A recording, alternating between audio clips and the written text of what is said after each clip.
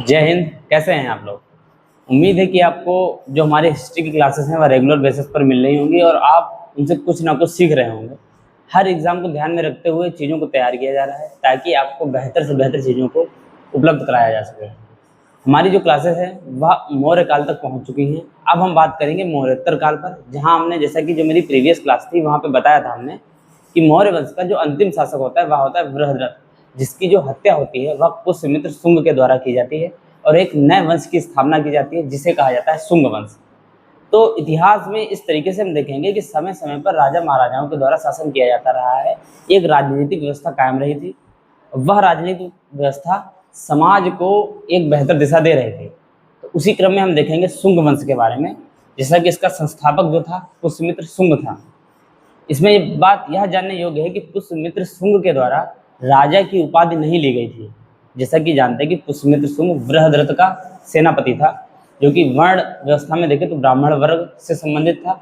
इसके द्वारा बृहद्रथ की हत्या की जाती है, परंतु यह किसी भी प्रकार की उपाधि ग्रहण नहीं करता है। हालांकि एक उपाधि का जिक्र मिलता है, सेनानी की उपाधि। तो सेनानी की जो उपाधि है वह इसके द्वारा ली जाती है। किसकी उपाधि? सेनानी की, याद रखिएगा। जैसा कि हम आगे देखेंगे वहां पर राजाओं के द्वारा राजा, महाराजा धीराज, चक्रवर्ती जैसी उपाधियां ली गई थी, आगे भी ली जाएंगी, परंतु पुष्यमित्र शुंग के द्वारा राजा की उपाधि नहीं ली जाती है। पुष्यमित्र शुंग के संदर्भ में एक यह भी एक इम्पॉर्टेंट फैक्ट है कि पुष्यमित्र के द्वारा 2 अश्वमेध यज्ञ कराए जाने के साक्ष्य मिलते हैं। जैसा कि ब्राह्मण वर्ण से संबंधित था, तो कहीं ना कहीं वैदिक धर्म के प्रति इनकी जो व्यक्तिगत आस्था थी वह वैदिक धर्म के प्रति थी। तो जिक्र मिलता है कि पुष्यमित्र शुंग ने 2 अश्वमेघों का आयोजन कराया था। जैसा कि हमने बताया था कि अश्वमेध यज्ञ जो होते थे उसमें क्या होता था कि जो घोड़ा होता था उसे छोड़ दिया जाता था और जिन क्षेत्रों से होकर वह गुजरता था तो माना जाता था कि संबंधित राजा का उस क्षेत्र पर आधिपत्य स्वीकार किया गया है। तो पतंजलि की सहायता से जो 2 अश्वमेध यज्ञ हैं वह किसने कराए थे? वह पुष्यमित्र शुंग ने कराए थे। यह हमें पता कैसे चलता है? यह पता चलता है धनदेव का जो अयोध्या अभिलेख है, ये इंपॉर्टेंट है, पूछा जा सकता है आपसे कि धनदेव का अयोध्या अभिलेख, उसमें हमें जिक्र मिलता है कि पुष्यमित्र शुंग के द्वारा पतंजलि की सहायता से 2 अश्वमेध यज्ञ के कराए जाने का हमें साक्ष्य मिलता है। पतंजलि से संबंधित एक इंपॉर्टेंट बात यह है कि पतंजलि ने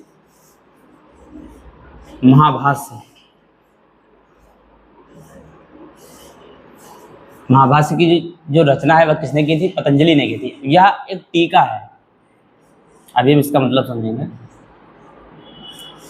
हम पहले यह समझें कि एक प्रसिद्ध व्याकरण से संबंध रखने वाले एक ऋषि हुए हैं, उनका नाम है पाणिनि। हो सकता है आपने उनके बारे में पढ़ा हो या जाना हो। पाणिनि, इनका भारतीय इतिहास में, संस्कृति में बहुत ही ज़्यादा महत्वपूर्ण योगदान है। इनकी एक प्रसिद्ध पुस्तक है अष्टाध्यायी। अष्टाध्यायी संस्कृत का जो व्याकरण है,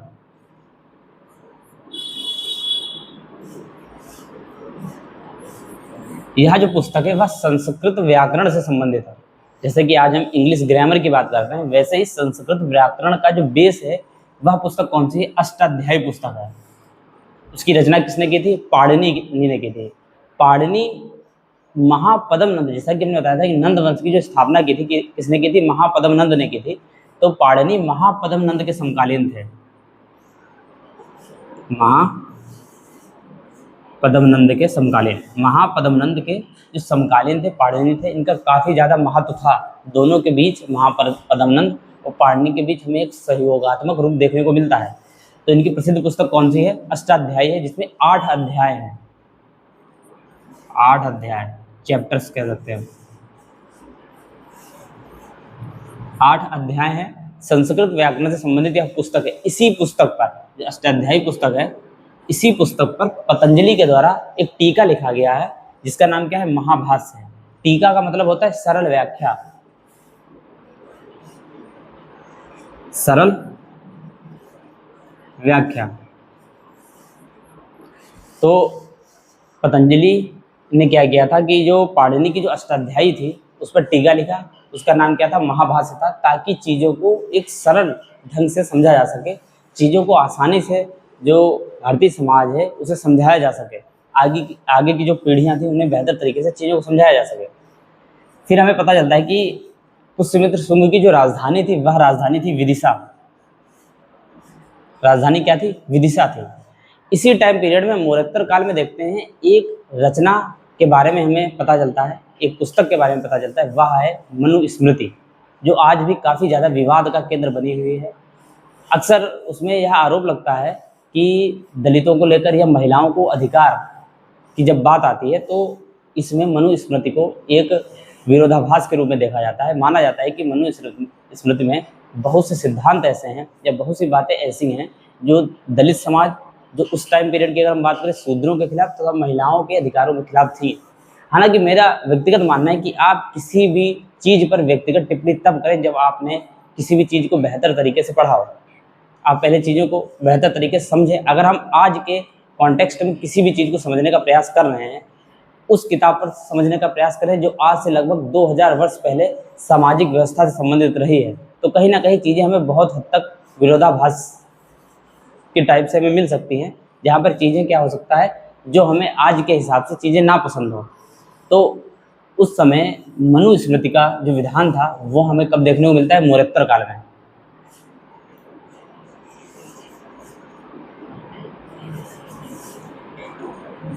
तो हम पहले समझेंगे मनुस्मृति क्या है।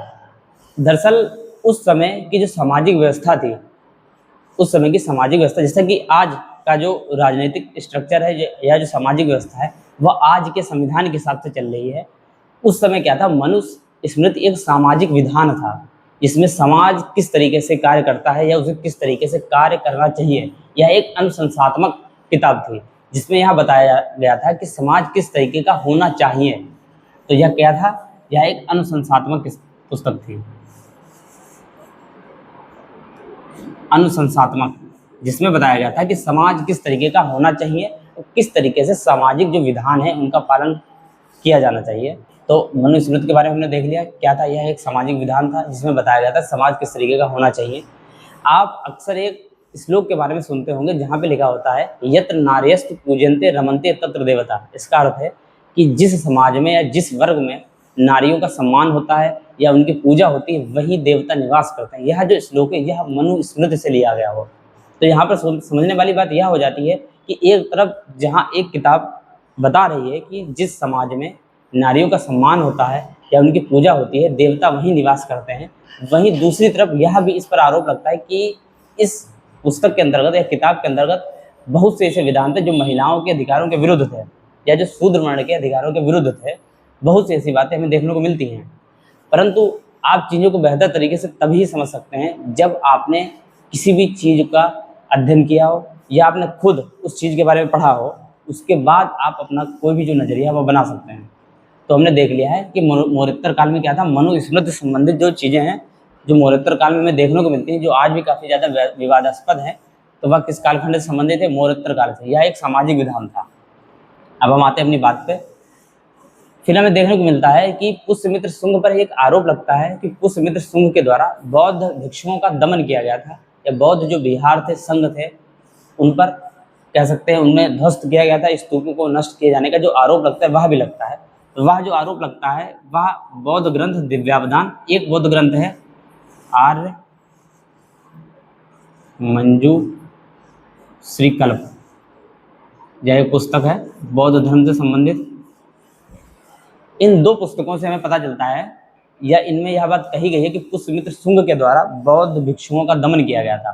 हालांकि ऐतिहासिक जो फैक्ट है वो हमें बताते हैं कि पुष्यमित्र शुंग ने सांची और बरहूत का जो स्तूप है, सांची का स्तूप जिसका निर्माण अशोक के द्वारा कराया गया था, बरहूत का स्तूप इन दोनों का निर्माण अशोक के द्वारा कराया गया था, परंतु इनके जीर्णोद्धार का जो काम था वह किसने किया था, वह किया था पुष्यमित्र शुंग ने। तो पुष्यमित्र शुंग के द्वारा क्या किया गया था, पुष्यमित्र शुंग ने सांची का जो स्तूप है उसके चारों ओर जो बाउंड्री का जो निर्माण है या उसका हम कह सकते हैं जीर्णोद्धार है, तो वह किसने कराया था, पुष्यमित्र शुंग ने कराया था। हालांकि हमने बताया कि इन पर आरोप लगता है दिव्यावदान जो कि बौद्ध ग्रंथ है और आर्य मंजूश्री कल्प, ये दो जो बौद्ध ग्रंथ है वो बताते हैं कि पुष्यमित्र शुंग ने बौद्ध भिक्षुओं का दमन किया था। परंतु ऐतिहासिक जो तथ्य हैं वह कहते हैं कि पुष्यमित्र शुंग ने सांची और बरहूप के जो स्तूप थे उनका जीर्णोद्धार कराया था।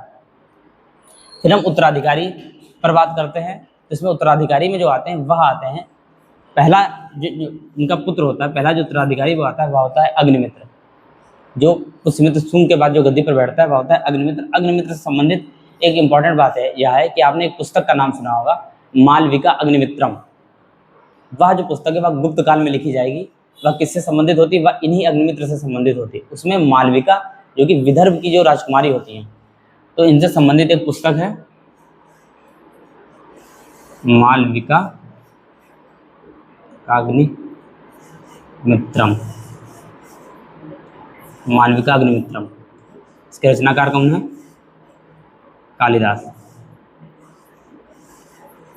इस पुस्तक में पता चलता है कि मालविका जो कि विदर्भ, महाराष्ट्र का जो पूर्वी हिस्सा है वह विदर्भ का जो एरिया है उस अर्थ में उसे लिया जाता है। तो विदर्भ की जो राजकुमारी थी मालविका और अग्निमित्र जो कि मगध का जो क्षेत्र था जिनकी राजधानी विदिशा थी, तो अग्निमित्र और मालविका के बीच जो प्रेम प्रसंग है उस पर जो आधारित जो पुस्तक है वह कौन सी है? मालविका अग्निमित्रम है। उसके रचनाकार कौन है? कालिदास हैं। तो इस पुस्तक में जो हमें ऐतिहासिक जो पात्र मिलते हैं वह कौन है? अग्निमित्र है और मालविका है।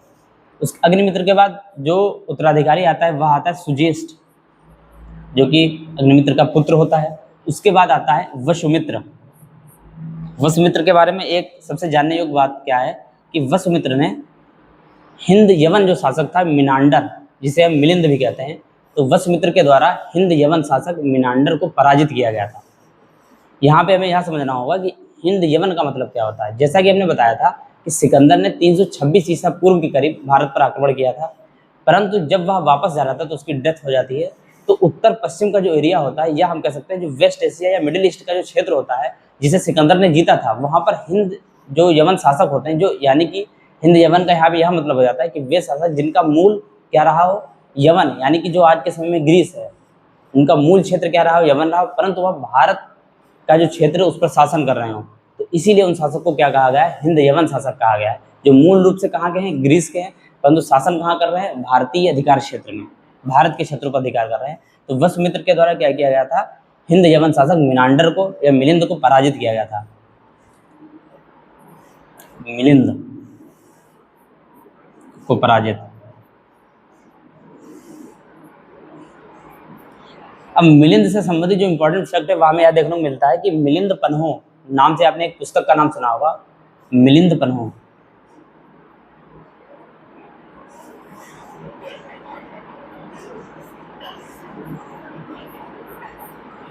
इसके जो रचनाकार है वह कौन है? नागसेन है, जो कि कौन है? बौद्ध भिक्षु होते हैं।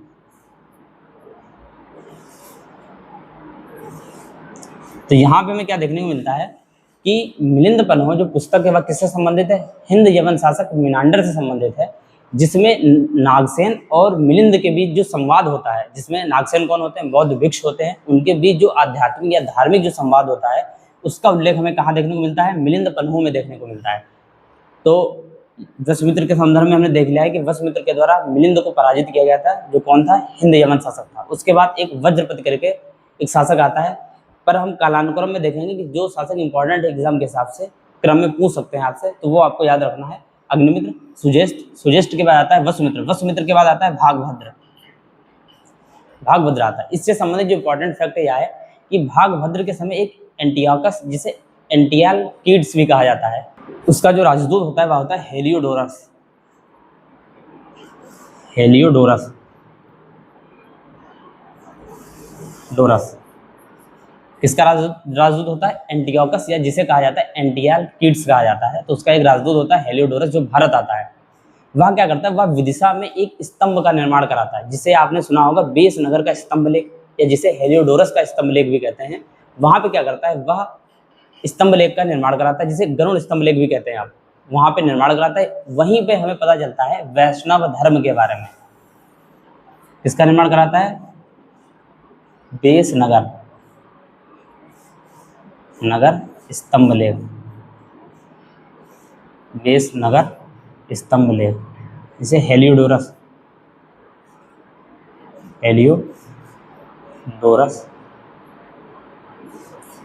स्तंभ लेख कहते हैं। हेलियोडोरस स्तंभलेख भी कहते हैं। यहाँ पे क्या होता है, यहाँ पे हमें जिक्र मिलता है वैष्णव धर्म के बारे में। जैसा कि हमें पता है कि जो ऋग्वेदिक कालीन जो देवता होते हैं उनमें प्रमुख देवता के रूप में उस टाइम होते हैं इंद्र। बाद में हम देखते हैं हालांकि उसमें विष्णु का भी जिक्र होता है, रुद्र का भी जिक्र होता है। यहाँ पे आगे क्या होता है कि विष्णु को मानने वालों की एक, जो हम कह सकते हैं एक संप्रदाय के रूप में वैष्णव धर्म की जो शुरुआत होती है, अर्थात जो विष्णु को मानने वाले लोग। आगे हम जाके देखेंगे वैष्णव और शैव दो शाखाएं डिवाइड हो जाएंगी, जिसमें विष्णु को जो मानने वाले होंगे उन्हें वैष्णव धर्म से संबंधित समझा जाएगा, जो शैव को मानने वाले होंगे उन्हें शैव धर्म, या हम कह सकते हैं शैव शाखा के रूप में सामने आएंगे, जो कि वैदिक धर्म के एक भाग के रूप में होते हैं। फिर हमें दक्षिण में भी देखने को मिलता है अलवार और नैनार के बारे में। अलवार वह होते हैं जो कि विष्णु, या हम कह सकते हैं जो भगवान विष्णु होते हैं उनके जो उपासक होते हैं उन्हें अलवार कहा जाता है। नैनार वह होते हैं जो कि शिव के उपासक होते हैं। तो कहीं ना कहीं हमें यह चीज़ें देखने को मिलती हैं। तो यहाँ पे हमें पता चलता है वैष्णव धर्म के बारे में। वैष्णव धर्म, यहीं से कृष्ण, भगवान कृष्ण की पूजा के बारे में पता चलता है, जो कि हेलियोडोरस वेशनगर के स्तंभलेख में उसका उल्लेख करता है, जो आज से लगभग 2000 वर्ष पुराना स्तंभलेख है। उसमें स्पष्ट तौर पर यह उल्लेख मिलता है कि वैष्णव धर्म की पूजा इस समाज के लोग करते थे। वहाँ पर कृष्ण, भगवान कृष्ण का भी जिक्र देखने को मिलता है। तो हमने देख लिया भागभद्र के बारे में, इंपॉर्टेंट फैक्ट देखा है। हेलियोडोरस जो कि एंटियोकस का राजदूत होता है, वह भारत आता है, उससे संबंधित वह क्या करता है, एक वेशनगर स्तंभलेख की जो स्थापना होता है वह कराता है। उससे संबंधित जो लेख है वहाँ पे हमें क्या देखने को मिलता है, वैष्णव धर्म के बारे में हमें पता चलता है। शुंग वंश का जो अंतिम शासक होता है वह होता है देवभूत। शुंग वंश का जो अंतिम शासक होता है वह होता है देवभूत होता है। इसकी जो हत्या होती है वासुदेव के द्वारा की जाती है। इसकी जो हत्या होती है वह, इसका जो सेनापति होता है वासुदेव, वह क्या करता है, इसकी हत्या कर देता है और स्थापना करता है कर्ण वंश की।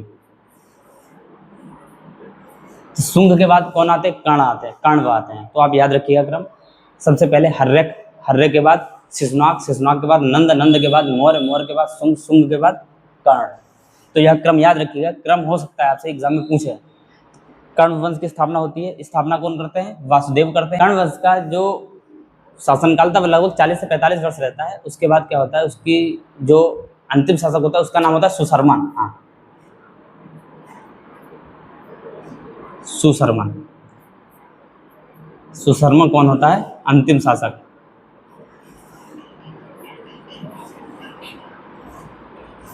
अंतिम शासक कौन होता है, सुशर्मन होता है, जिसकी हत्या कौन करता है, सिमुक करता है। तो हमने क्या देखा है, कर्ण वंश की जो स्थापना होती है वह किसके द्वारा की जाती है, वासुदेव के द्वारा की जाती है। वासुदेव क्या करता है, देवभूत की हत्या कर देता है और कर्ण वंश की स्थापना करता है। और कर्ण वंश लगभग 40 से 45 वर्ष तक शासन में रहता है। उसका जो अंतिम शासक होता है वह होता है सुशर्मन। सुशर्मन की जो हत्या होती है वह किसके द्वारा की जाती है, सिमुक के द्वारा की जाती है। सुशर्मन की जो हत्या होती है वह सिमुक के द्वारा की जाती है और सातवाहन वंश की स्थापना की जाती है, जो हम आगे पढ़ेंगे। काफ़ी ज़्यादा महत्वपूर्ण वंश है, जो कि दक्कन पर, जो महाराष्ट्र का जो एरिया है उस पर शासन करता है और एक बड़े क्षेत्र पर इनके द्वारा शासन किया जाता है। तो उम्मीद है यहाँ तक आपको सारी चीज़ें बेहतर तरीके से समझ में आ गई होंगी। अब हम नेक्स्ट क्लास में मिलेंगे, जहाँ पर हम बात करेंगे सातवाहन वंश के बारे में और मौर्योत्तर काल का जो प्रशासन था, जो व्यवस्थाएं थी, उन पर बेहतर तरीके से चीज़ों को देखेंगे। उम्मीद है यहाँ तक आपको सारी चीज़ें समझ में आ गई होंगी। मिलते हैं नेक्स्ट क्लास में। जय हिंद, जय भारत।